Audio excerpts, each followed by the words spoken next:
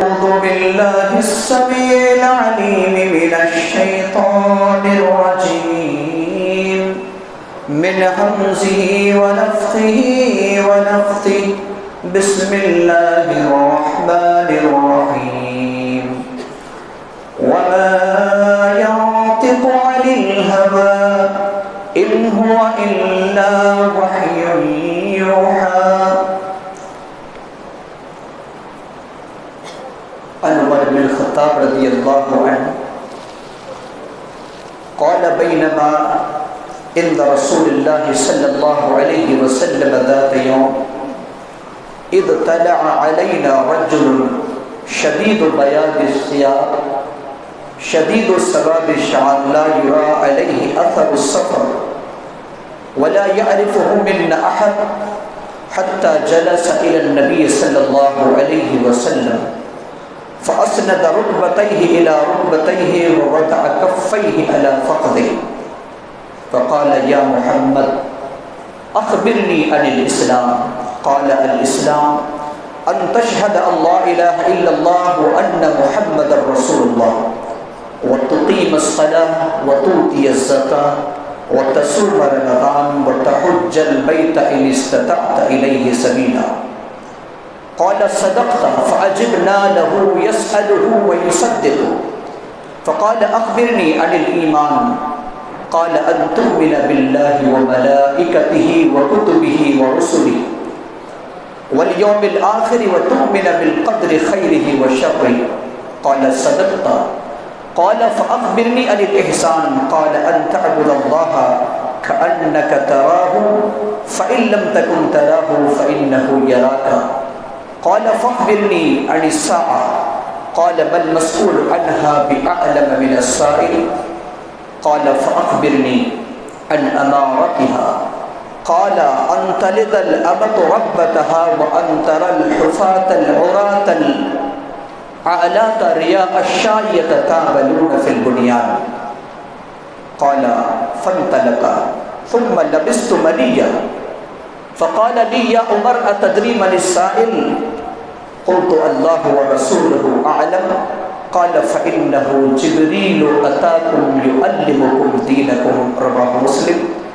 رب اشرح لي صدري ويسر لي أمري واحلل عقدة من لساني يفقهوا قولي. اللهم رب زدني علما. آمين. معزز و مکرم مصلیان کرام، بزرگوں، عزیز ساتھیوں، پیارے بچوں اور خواتین اسلام، ماں اور بہنوں، آج کے اس مبارک گھڑی میں اللہ سبحانہ و تعالیٰ کی توفیق سے میں جس عنوان کو آپ کے روبرو پیش کرنا چاہتا ہوں وہ ہے حدیث جبریل علیہ السلام کا پیغام. حدیث کی کئی قسمیں ہوتی ہیں، لیکن یہ حدیث جو میں نے ابھی پڑھی ہے خطبہ مسنونہ کے بعد ایک لمبی حدیث ہے. اس کو امام بخاری نے بھی نقل کیا ہے، امام مسلم نے بھی، اور تمام کتب ستہ کے اندر اس حدیث کو بیان کیا گیا ہے. اور انسائکلوپیڈیا آف حدیث جس کو کہا جاتا ہے، مشکات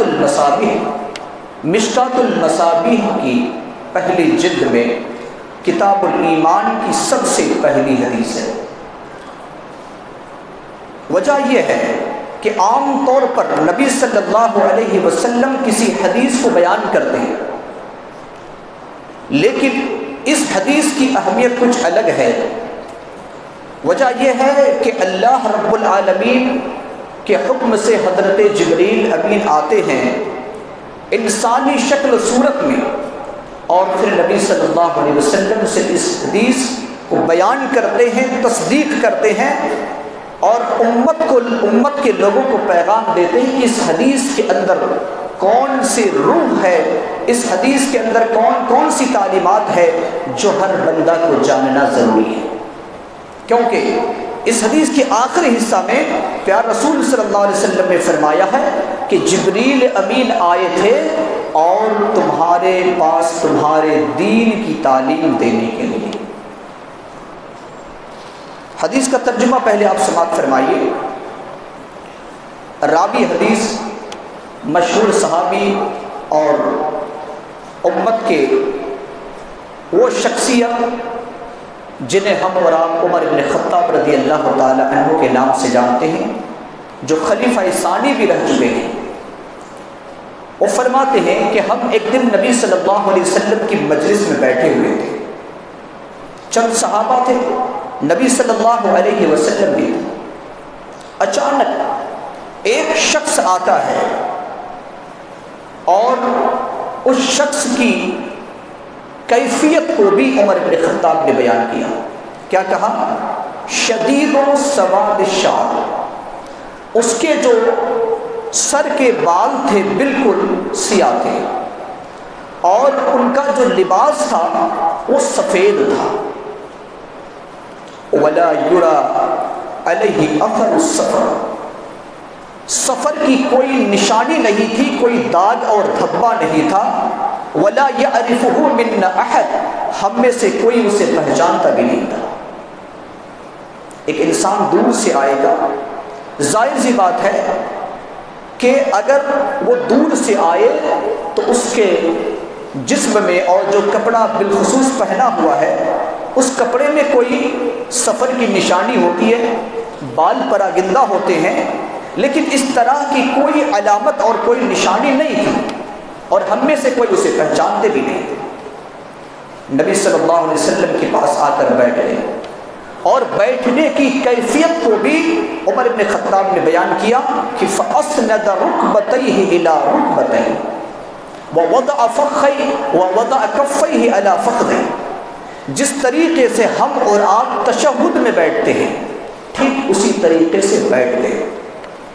گویا کہ لباس بھی سفید ہے، سر کا بال بھی سیاہ ہے، کوئی نشانی نہیں، کوئی دھبا نہیں، اور بیٹھنے کا جو طریقہ ہے وہ بالکل جس طریقے سے ہم اور آپ تشہد میں بیٹھتے ہیں۔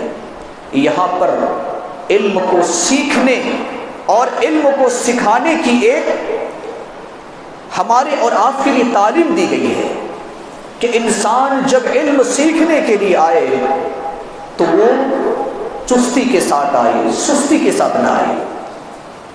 ایسا نہ ہو کہ صبح اٹھا ہے صحیح طریقے سے، کہ ایسے لوگ ایسے بھی ہوتے فجر کی نماز ادا کرتے ہیں اور کہتے ہیں کہ ہم اس نماز سے یعنی اس وضو سے ہم چائے نہیں پی سکتے۔ کیوں نہیں چائے پی سکتے؟ کیونکہ ہم نے برش نہیں کیا ہے، ہم نے مسواک نہیں کی۔ ذرا غور کیجئے مسلمانوں، جس زبان سے آپ چائے پینا اور ناشتہ کرنا گوارا نہیں کرتے، اس زبان سے آپ اللہ کے کلام کو نکالنا کیسے گوارا کرتے ہیں، اور نماز میں اللہ کے سامنے کیسے کھڑے ہوتے ہیں؟ لہٰذا یہاں پر تعلیم سیکھنے کا ایک بہترین اصول اور ضابطہ حضرت جبریل امین ہمیں اور آپ کو سکھا رہے ہیں کہ جب تم علم سیکھنے کے لیے جاؤ تو تمہارے کپڑے بھی صاف ہو، تمہارا جسم بھی صاف ہو، اور تم چستی کے ساتھ ادب اور احترام کے ساتھ بیٹھ جاؤ۔ پھر جبریل امین، وہ شخص جس کو عمر بن خطاب نہیں پہچانتے، دیگر صحابہ نہیں پہچانتے ہیں، مجلس بھری ہوئی ہے اور ایک کے بعد دیگر 5 سوالات کرتے ہیں۔ پہلا سوال کیا ہے؟ یا محمد اخبرنی عن الاسلام، اے محمد صلی اللہ علیہ وسلم آپ اسلام کے بارے میں بتائیں، اسلام کیا چیز ہے؟ پیارے نبی صلی اللہ علیہ وسلم نے فرمایا الاسلام ان تشہد اللہ الہ الا اللہ وان محمد رسول اللہ وتقیم الصلاۃ وتؤتی الزکاۃ وتصوم رمضان وتحج البیت ان استطعت الیہ سبیلا۔ 5 چیزوں کے مجموعے کا نام اسلام ہے۔ اس بات کی گواہی دینا کہ اللہ کے سوا کوئی سچا معبود نہیں اور محمد صلی اللہ علیہ وسلم اللہ کے سچے بندے اور رسول ہیں۔ نمبر 2 نماز قائم کرو، نمبر 3 زکوٰۃ ادا کرو، اور نمبر 4 رمضان کے روزے رکھو، اور نمبر 5 بیت اللہ کا حج کرو اگر تمہیں استطاعت ہے۔ راوی حدیث عمر بن خطاب کہتے ہیں کہ جب نبی صلی اللہ علیہ وسلم نے یہ جواب دیا تو جبریل نے کیا کہا، اس شخص نے کیا کہا؟ صدقت، آپ کا جواب بالکل درست ہے۔ عمر بن خطاب کہتے ہیں فَعَجِبْنَا لَهُ يَسْأَلُهُ وَيُصَدِّقُهُ، ہمیں بڑا تعجب لگا کہ وہ بندہ آ کر سوال بھی کرتا ہے اور اس کی تصدیق بھی کر رہا ہے۔ ہم تو جانتے ہیں کہ نبی صلی اللہ علیہ وسلم سب سے زیادہ جاننے والے، اس لیے کہ ابھی تک تو عمر بن خطاب اور دیگر صحابہ کو معلوم ہی نہیں کہ وہ ہے کون۔ تو ہمیں بڑا تعجب لگا کہ سوال بھی کر رہا ہے بندہ اور پھر جواب بھی دے رہا ہے۔ جب نبی صلی اللہ علیہ وسلم جواب دے رہے ہیں تو کہہ رہے کہ ہاں آپ کا آنسر جو ہے بالکل درست ہے، صحیح ہے۔ بڑا ہمیں تعجب لگا۔ دوسرا سوال تھا فَأَخْبِرْنِي عَنِ الْإِيمَانِ، اے محمد صلی اللہ علیہ وسلم آپ ایمان کے بارے میں بتائیے۔ نبی صلی اللہ علیہ وسلم نے فرمایا ان تؤمن باللہ وملائکتہ وکتبہ ورسلہ والیوم الآخر وتؤمن بالقدر خیرہ وشرہ، 6 چیز کے مجموعے کا نام ایمان ہے۔ ایمان اس بات پر یقین رکھنا کہ اللہ ہے، اللہ کو ماننا، ان کے فرشتوں کو ماننا، رسولوں کو ماننا، کتابوں کو ماننا، قیامت کو ماننا، اور پھر تقدیر کے خیر اور شر ہونے پر ایمان رکھنا۔ یہ 6 چیزوں کے مجموعے کا نام ایمان ہے۔ بہت سارے لوگ کہتے ہیں کہ اسلام الگ ہے، ایمان الگ ہے، ایمان بہت اونچا ہے، اسلام نیچا ہے۔ اس طرح کی کوئی باتیں نہیں۔ در حقیقت اسلام اور ایمان میں یہ فرق ہے کہ ایمان کا تعلق دل سے ہوتا ہے اور اسلام کا تعلق ظاہری طور پر ہوتا ہے۔ مثال کے طور پر آپ کہتے ہیں جب اب اسلام کے جو ارکان بتائے گئے، گواہی دینا، زبان سے گواہی دیتے ہیں بآواز بلند، نماز قائم کرتے ہیں، ظاہری عمل ہے، روزہ رکھتے ہیں، حج کرتے ہیں، زکوٰۃ ادا کرتے ہیں، تو یہ سب ظاہری اعمال ہیں۔ اور ایمان جو ہے اس کا تعلق دل سے ہے، دل سے ہے، اس لیے کہ ہم اللہ کو مانتے ہیں، ان کے فرشتوں کو مانتے ہیں، رسولوں کو مانتے ہیں، کتابوں کو مانتے ہیں، قیامت کو مانتے ہیں، تقدیر کو مانتے ہیں، تو یہ ساری چیزوں کا تعلق کہاں سے؟ دل سے ہے۔ لہٰذا اسلام ہوا ظاہری اعمال کا نام اور ایمان ہوا باطنی یقین کا نام۔ لہٰذا ایمان اور اسلام یہ نہ کہیں کہ یہ اسلام الگ ہے، ایمان الگ ہے، کیونکہ اگر ایمان نہیں ہے تو اسلام نہیں، اسلام نہیں تو پھر ایمان بھی نہیں۔ لہٰذا ایمان اور اسلام میں فرق نہیں ہے، بلکہ اسلام ظاہری اعمال کا نام ہے اور ایمان باطنی اور قلبی عمل کا نام ہے۔ پھر جب نبی صلی اللہ علیہ وسلم نے یہ جواب دیا ایمان کے بارے میں، تو پھر جبریل کیا کہتے ہیں؟ وہ شخص کہتے ہیں صدقت، آپ نے سچ کہا۔ تیسرا سوال فَأَخْبِرْنِي عَنِ الْإِحْسَانِ، آپ احسان کے بارے بتائیے، احسان نیکی کے بارے بتائیے۔ نبی صلی اللہ علیہ وسلم نے فرمایا ان تعبد اللہ کأنک تراہ فإن لم تکن تراہ فإنہ یراک، اللہ کی اس طرح عبادت کرو گویا کہ تم اللہ کو دیکھ رہے ہو، اللہ کو دیکھ رہے ہو۔ اسی وجہ سے مسلمانوں کی کوئی مورتیاں نہیں ہوتی، مسلمانوں کے سامنے کوئی دیوی اور دیوتا نظر نہیں آتی۔ کیوں؟ اس لیے کہ بندہ جب عبادت کرتا ہے تو براہ راست یہ سوچتا ہے کہ میں اللہ کو دیکھ رہا ہوں، اللہ سے کلام کر رہا ہوں، اللہ سے میری گفتگو ہو رہی ہے، اللہ سے میں فریاد کر رہا ہوں، اپنی ضرورت کو اللہ کی بارگاہ میں پیش کر رہا ہوں، اللہ میری بات کو سن رہا ہے، اللہ رب العالمین سے میں گفتگو کر رہا ہوں۔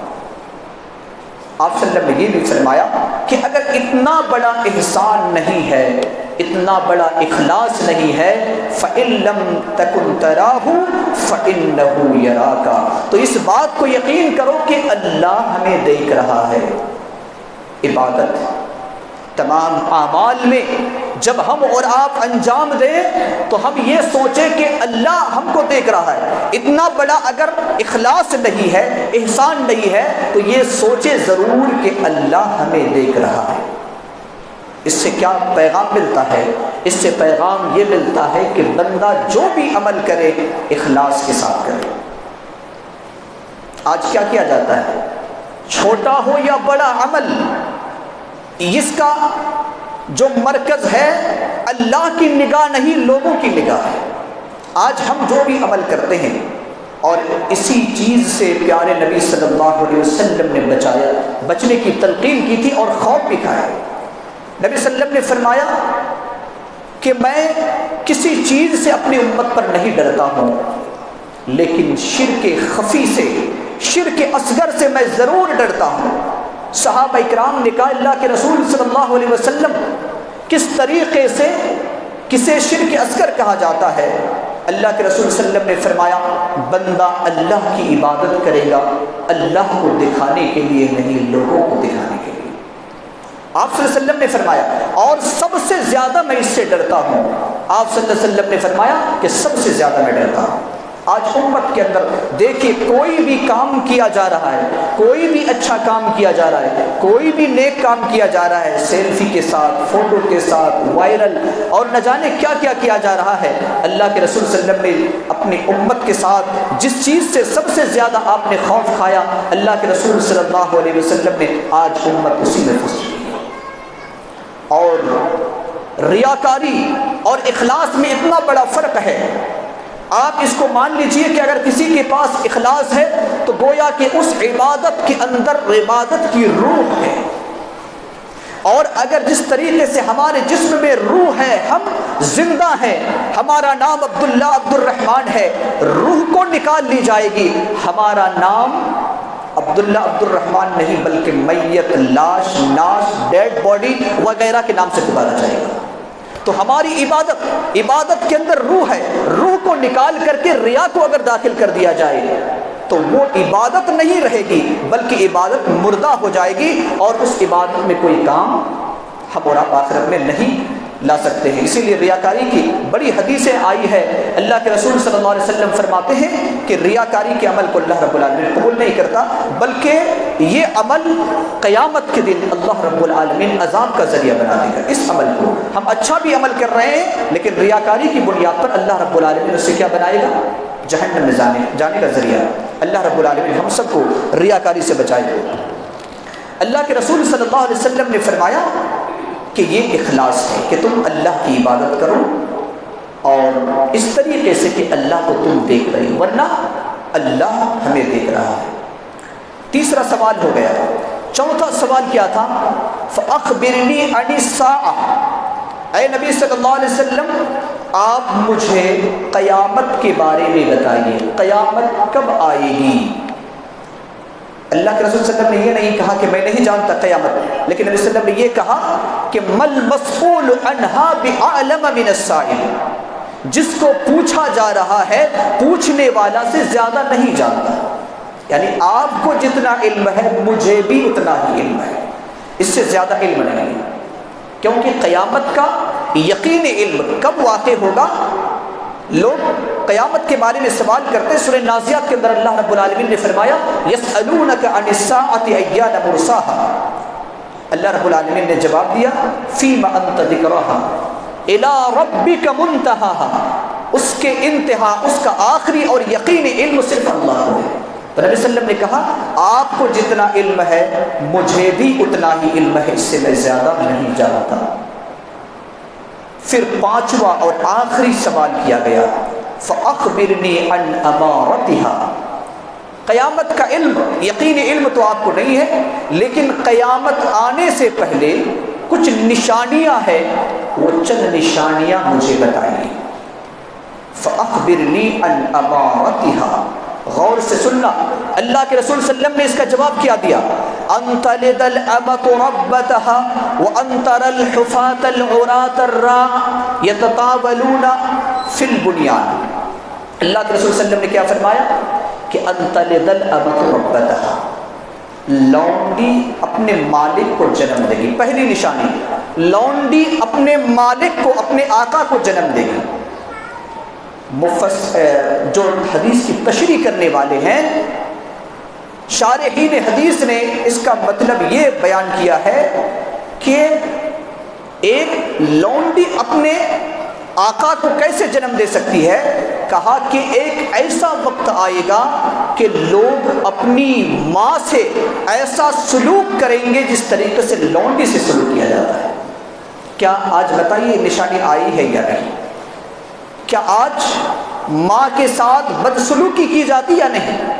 آج اکثر ماں کی یہ شکایت رہتی ہے کہ جب تک باپ گھر میں ہے بچے اچھے رہتے ہیں، اور جیسے ہی باپ نکل گئے پھر بچے جو ہے ماں کی بات سنتے ہی نہیں۔ اللہ کے رسول صلی اللہ علیہ وسلم نے فرمایا کہ پہلی نشانی یہ ہے کہ ایک باندی، ایک لونڈی یعنی ایک ماں اپنے نافرمان اولاد کو جنم دے گی، اور وہ نشانی آ چکی ہے، پہلی نشانی۔ دوسری نشانی نبی صلی اللہ علیہ وسلم نے فرمایا، دوسری نشانی یہ ہے وَأَن تَرَى الْحُفَاةَ الْعُرَاةَ الْعَالَاةَ رِيَاءَ الشَّاةِ يَتَطَاوَلُونَ فِي الْبُنْيَانِ۔ 4 قسم کے لوگوں کا ذکر کیا، اور آپ صلی اللہ علیہ وسلم نے فرمایا کہ سب سے پہلی یعنی دوسری نشانی یہ ہے کہ تو ننگے پیر والے کو، ننگے بدن والے کو، فقیر اور محتاج کو، بکری کے چرواہے کو دیکھے گا یتطاولون فی البنیان، بڑی بڑی عمارتوں، عالی شان بلڈنگوں پر فخر کریں گے۔ یعنی ایک ایسا بھی وقت تھا کہ اس کے پہننے کے لیے پیر میں جوتے نہیں تھے، جسم میں کپڑا نہیں تھا، محتاج اور فقیر تھا، بکری کا چرواہا تھا، لیکن راتوں رات وہ امیر بن گیا اور بڑی بڑی عمارتیں قائم کرنے لگا، اور صرف قائم ہی نہیں بلکہ وہ کہتا ہے دیکھو میرا گھر تمہارے گھر سے اچھا ہے۔ یتطاولون فی البنیان، یعنی ایک دوسرے سے فخر کریں گے۔ پیارے نبی صلی اللہ علیہ وسلم نے فرمایا کہ یہ جو ہے قیامت کی نشانی ہے۔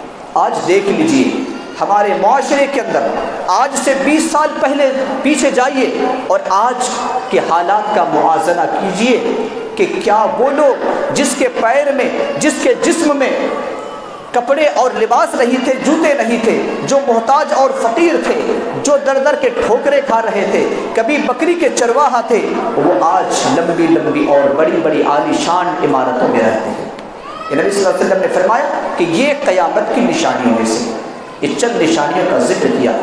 ذکر کرنے کے بعد عمر بن خطاب رضی اللہ تعالی عنہ کہتے ہیں ثم انطلق، پھر وہ شخص چلا گیا۔ 5 سوالات ہو گئے، جواب بھی ہو گیا، وہ شخص چلا گیا۔ ثم قال لی ثم لبثت ملیا، پھر میں تھوڑی دیر ٹھہرا، ٹھہرنے کے بعد کہا قال لی یا عمر اتدری من السائل، نبی صلی اللہ علیہ وسلم نے مجھ سے پوچھا اے عمر تمہیں معلوم ہے کہ سوال کرنے والا کون تھا؟ سوال کرنے والا جو آیا تھا وہ کون تھا، کیا تمہیں معلوم ہے؟ میں نے جواب دیا اللہ و رسولہ اعلم، اللہ اور اس کے رسول بہتر جانتے، مجھے اس کے بارے میں معلوم نہیں تھا، کیونکہ ہم تو پہچانتے نہیں تھے۔ اس کے سر جو ہے بالکل درست، بال میں کوئی پراگندگی نہیں تھی، اور کپڑے بھی بالکل میلے نہیں تھے، صاف تھے، تو ہم تو پہچانتے بھی نہیں تھے، ہمیں نہیں معلوم۔ نبی صلی اللہ علیہ وسلم نے فرمایا فَإِنَّهُ جِبْرَئِيلُ أَتَاكُمْ يُعَلِّمُكُمْ دِينَكُمْ، وہ کوئی اور نہیں بلکہ افضل الملائکہ جبریل امین تھے، جو تمہارے پاس تمہارے دین کی تعلیم دینے کے لیے آئے تھے۔ گویا کہ عمر بن خطاب نے اور چند صحابہ اکرام نے جبریل امین کو انسانی شکل صورت میں دیکھا، ان کی گفتگو کو سنا اور دین کو ان سے سیکھا۔ کتنا اہم ہے یہ حدیث، اس لحاظ سے ہم اور آپ جان سکتے ہیں کہ اللہ رب العالمین نے نبی صلی اللہ علیہ وسلم کو جبریل کے ذریعے سے قرآن کی آیتوں کو بھیجا، قرآن کی آیتوں کو بھیجا اور حدیث کو بھی بھیجا، کیونکہ اللہ کے رسول صلی اللہ علیہ وسلم اپنی زبان سے کچھ نہیں کہا کرتے تھے، لیکن جب اس حدیث کو بھیجنے کی باری آئی تو جبریل امین کو انسانی شکل میں بھیجا اور چند گواہوں کو بھی رکھا، جن میں سے عمر بن خطاب رضی اللہ تعالی عنہ بھی ہے۔ تو اس حدیث کی اہمیت کتنی بڑی ہے۔ آج ہم اور آپ جس دین کو سکھانے کے لیے اللہ رب العالمین نے جبریل امین کو انسانی شکل میں بھیجا، آج ہمارا اور آپ کا یہ حال ہے کہ ہم اس دین سے دور ہو چکے ہیں۔ آج ہم اور آپ دور ہوتے جا رہے ہیں، اتنے دور ہوتے جا رہے ہیں کہ آج انسان کو کسی شخصیت کے بارے میں اگر پوچھا جائے تو پوری ہسٹری اور اس کی تاریخ، اس کی سیرت کو آپ کے سامنے پیش کر دے گا، لیکن دین اسلام کے کسی نبی کے بارے میں، کسی صحابی کے بارے میں، کسی صحابیہ کے بارے میں اور کسی جلیل القدر پیغمبر کے بارے میں پوچھا جائے تو آج ہم اور آپ اس سے بہت دور چلے گئے۔ اور دور چلے گئے ہیں، دور جاتے بھی ہیں، اور جو لوگ علم حدیث کو سیکھتے ہیں سکھاتے ہیں اس سے ہم اور آپ نفرت بھی کرتے ہیں۔ یہ آج اصلی اور صحیح بات یہی ہے۔ اور جب تک اس دنیا کے اندر مسلمانوں نے حکومت کی تھی، مسلمانوں نے جو حکومت کی تھی اس کا اگر ہم اور آپ بنیادی وجہ اور بنیادی سبب دیکھیں گے تو وہ حدیث کو آپ اٹھائیے، صحیح بخاری کے اندر جو ہے اللہ کے رسول صلی اللہ علیہ وسلم نے فرمایا خیرکم من تعلم القرآن وعلمہ، تم میں سے بہتر وہ شخص ہے جو قرآن کو سیکھے سکھائے۔ نبی صلی اللہ علیہ وسلم نے صحیح مسلم کے اندر جو حدیث ہے اس میں یہ فرمایا کہ ان اللہ یرفع بہذا الکتاب اقواما ویدع بہ آخرین، اس قرآن کے ذریعے سے ایک قوم کو اللہ رب العالمین عزت عطا کرتا ہے، ترقی عطا کرتا ہے، اور اس قرآن کو ترک کرنے کی وجہ سے، اس کتاب کو چھوڑنے کی وجہ سے اللہ رب العالمین اس قوم کو ذلیل اور رسوا کر دیتا ہے۔ آج سے ہزاروں سال پہلے پوری دنیا کے اندر مسلمانوں کا جو ڈنکا بج رہا تھا، مسلمانوں کے نام سن کر لوگ اپنے دل کے اندر ایک خوف اور ہیبت پیدا کر رہے تھے، آج وہ ساری چیزیں ختم ہو گئی۔ کیوں ختم ہو گئی؟ اس وجہ سے، اور مسلمان آج ذلیل ہو رہے ہیں، بزرگوں کو، نوجوانوں کو سلاخوں کے پیچھے ڈالا جا رہا ہے، بزرگوں کی بے عزت کی جا رہی ہے، ہماری ماں اور بہنوں کی عزت پر حملہ کیا جا رہا ہے، معصوم بچوں کو قتل کیا جا رہا ہے، ہماری جائیداد کو ختم کیے جا رہے ہیں۔ کہیں اس کی وجہ تو یہ نہیں جس کے بارے میں اللہ کے رسول صلی اللہ علیہ وسلم نے فرمایا اس کتاب کے ذریعے سے تمہیں عزت بخشتا ہے، تمہارے بزرگ بھی محفوظ رہیں گے، تمہاری ماں اور بہنیں بھی محفوظ رہیں گی، اور تمہارے نوجوان بھی ترقی کریں گے، تمہارے جائیداد بھی محفوظ رہیں گے، اور یہ اس کتاب کو اگر تم نے مان لیا، اس کے مطابق تم نے عمل کیا تو یقیناً تم ذلیل نہیں ہو سکتے۔ لہٰذا اللہ رب العالمین نے اتنی ضرورت محسوس کرتے ہوئے حدیث جبریل کو ہماری اور آپ کے سامنے بیان کیا ہے، اور اس کا پیغام یہی ہے کہ علم کو سیکھو۔ علم سیکھنے کے آداب یہ ہے کہ تم صحیح طریقے سے علم کو سیکھو، اور جو علم سکھاتے ہیں اس کا احترام کرو۔ یہ بھی اللہ کے رسول صلی اللہ علیہ وسلم نے ہمیں اور آپ کو بتایا کہ اخلاص کے ساتھ عمل کرو، ایمان کو صحیح طریقے سے پرکھو، اور عملی جامہ پہنانے کے لیے اسلام کو اپناؤ، اور اسی طریقے سے اخلاص کے ساتھ ہر عمل کو انجام دو، اور تمہارے اندر وہ فخر نہیں ہونا چاہیے جو تمہاری حالت کچھ دنوں پہلے ایک جیسی تھی اور آج تمہاری حالت ایسی ہو گئی ہے۔ یہ ہے حدیث جبریل کا پیغام۔ اللہ رب العالمین سے دعا کرتے ہیں کہ اللہ رب العالمین اپنی کتاب قرآن مقدس اور پیارے رسول صلی اللہ علیہ وسلم کی حدیث کے تمام پیغامات کو ہمیں سمجھ کر اس پر عمل کرنے کی توفیق عطا فرمائے۔ الہ العالمین ہم تمام مسلمانوں کی عزت اور آبرو کی تو حفاظت فرما، ہمارے نوجوانوں، ہمارے بزرگوں، ہماری ماں اور بہنوں کی حفاظت فرما۔ رب کریم ہم میں سے جو بیمار ہے اے اللہ تو نے شفائے کلی اور شفائے عاجلی عطا فرما۔ رب کریم جو جس پریشان حال میں مبتلا ہے اے اللہ تو ان کی پریشانی کو دور فرما، ہمارے مرحومین اور مرحومات کے قبر کو نور سے منور فرما دے، جنت الفردوس میں اعلیٰ مقام نصیب عطا فرما۔ الہ العالمین ہمارے گناہوں کی مغفرت فرما، ہمارے حسنات کو قبول فرما دے، اور اے اللہ جب تک ہم زندہ رہیں ایمان اور اسلام پر زندہ رکھ، جب ملک الموت ہمارے پاس آئے دل میں اور زبان میں تیری توحید کے کلمات رہے، اے اللہ تو اس کی توفیق عطا فرما۔ آمین وآخر دعوانا ان الحمد للہ رب العالمین۔ بارک اللہ لنا ولکم فی القرآن العظیم ونفعنا وإیاکم بالآیات والذکر الحکیم۔